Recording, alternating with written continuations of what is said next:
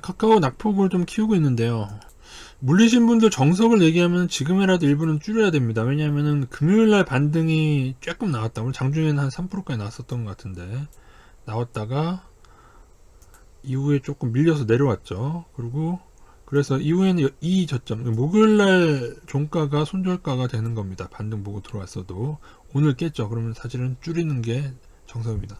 전량 매도까지 할 필요는 없겠지만 반등이 언제든 나올 수 있어서 제가 지난주 패턴에 이런 얘기를 많이 들었죠. 그러니까 바로 올리기보다는 조금 진하게 올리기보다는 요번 주 조금 더 떨어지더라도 화요일이나 수요일 거쳐서 반등 나오는 패턴이 일상적이라고 말씀을 드렸는데, 근데 이 반등도 거래량이 줄어야 되거든요. 근데 거래량이 줄고는 있는데 확연하지는 않습니다. 왜냐하면은 비교는 요날하고 목요일하고 금요일을 비교해야 되는데 목요일하고 금요일 차이가 확연하지 않고 조금 더 줄여야 됩니다. 요거는 이제 오늘 장중이니까 의미 없고, 오늘 장중으로 봐서 지금 12시인데 이 정도 나오는 걸로 봐서는 오늘도 금요일하고 비슷할 것 같아요. 또 하나는 금요일까지도 외국인이 매도였다는 거. 그러니까 개인이 계속 달려든다는 요거는 추가 하락을 만들 수도 있습니다. 개인이 계속 달려든다?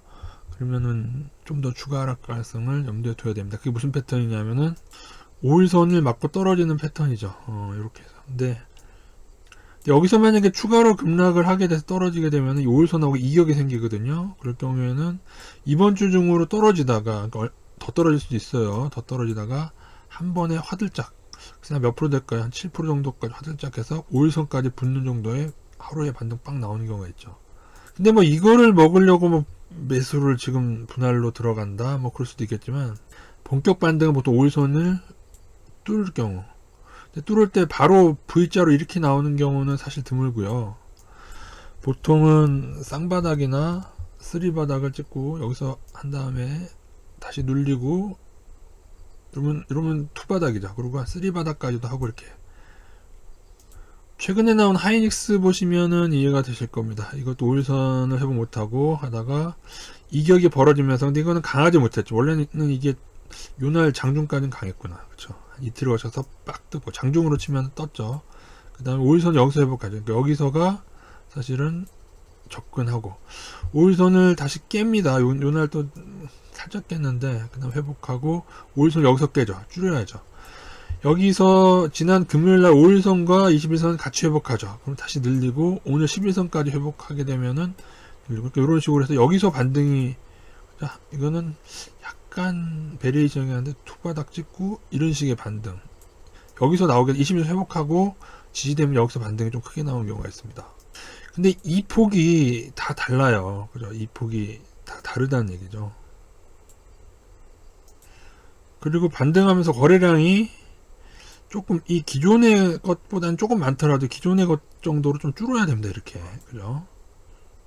카카오는 아직 기존의 것보다 조금 더 많아도 되긴 하는데, 금요일 걸 봤을 때도 기존 거래량보다 아직 여전히 좀 많죠. 이날도 장중에 좀 더 반등하려다가 이제 외국인 매도로 떨어진 모습입니다. 글쎄요. 그러니까는 제가 늘 말씀드리는 거는 중간에 상승을 즐기더라도 과열권이라는 걸 알고 즐기시는 것하고, 과열권인 걸 알고 있다면요, 한번 고점 찍고요. 그죠? 그 다음에 반등 후에 꼬라박는 패턴. 제가 이거 되게 많이 말씀드리잖아요. 근데 이게 많아요. 요즘에 이제 하도 장난을 치는 하고 이렇게 해서 여기를 넘고 이렇게 꼬라박고 막 넘고 꼬라박고 여러 번 헷갈리기도 하는데, 이게 전통적인 이게 한번 반등하고 꼬라박는 패턴인데, 이게 원래는 전통적이죠.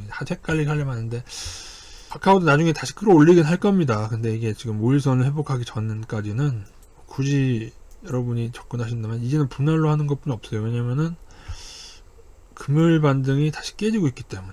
그죠? 그래서 정성만 말씀드리면은 목요일 종가를 오늘 깨서 마감된다면은, 마감에 뭐 오후장에 뭐 다시 끌어올려서 회복하면 모르겠지만은, 이렇게 되면은 일부를 줄이는 게 사실 정석입니다. 그리고 나중에 뭐 차라리 분할로 더 낙폭 과대 때 많이 쭉쭉 떨어지곤 할 때 저가에 매수를 하던가, 아니면은 아까처럼 5일선이나 하이닉스처럼 21선까지 같이 회복되면 좀 더 반등이 클 수가 있고요. 떨어지는 폭은 제가 지난번에 여기까지도 떨어지는 걸 생각해, 그러니까 뒤에 걸리는 부분 조금만, 그죠?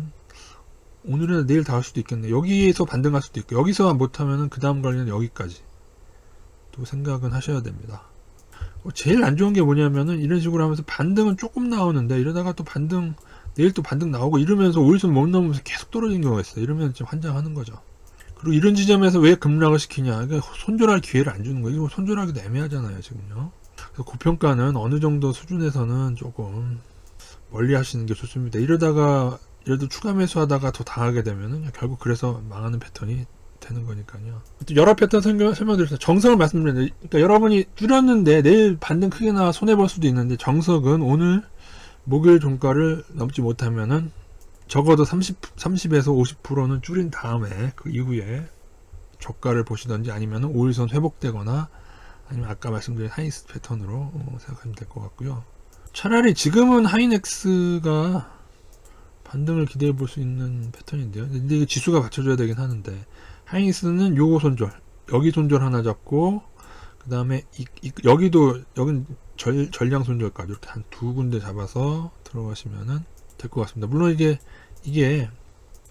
이것도 여기서 여기까지 굳이 다시 눌린 다음에 올리는 경우가 있어요. 그러니까는 여기만 안 깨면 전량 손절할 필요는 없겠죠, 그죠?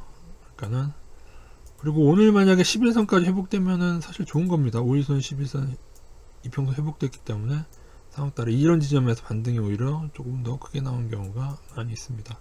차트의 정석을 설명드린 것 뿐이고요. 물론 이러한 발자국을 어떻게 정확히 맞추겠습니까? 이거는 이제 여러 가지 패턴 설명드린 거고, 그래서 하도 이제 변이된 베리에이션이라고 그러죠. 그런 게 하도 많아가지고 그래서 단타로 먹기가 사실 쉽지가 않습니다. 지금 만약에 단기로 들어가서 먹을래, 저보고 지금 카카오 들어갈래, 하이닉스 들어가려면 지금 저는 하이닉스 들어가죠. 왜냐면 21선이라도 회복됐으니까. 오늘 11선이라도 회복된다 그럼 더 좋은 거죠. 예. 그러나 이제 하이닉스도 장이 안 좋아지면은 떨어질 수가 있는데, 그래도 오늘 외국인 선물 한 6천억대 매수해주네요. 그리고 이렇게 해서 만약에 지수 자체가 반등하면은 하이닉스도 같이 반등하고 뭐 그런 걸 노려볼 수 있습니다. 그러니까 선물하고 같이 좀 유기적으로 보시면, 단타분들도 성공하려면 지수를 좀 볼 줄 아셔야 됩니다. 물론 이제 뭐 당장 또 요즘에는 외국인들 선물도 내일 또 1조 원 매도 때려볼 수 있는데, 그러면 그때 가서 조심하면 되고, 그러니까 매일 볼 수 있는 분들에 한해서 지수와 같이 생각하시면 되겠습니다. 그래서 제 의견이 정답은 아니고 여러분이 더 잘 선택하시기 바라고요. 저는 차트 원리만, 기본 원리만 설명드리는 것이 되겠습니다. 이상입니다.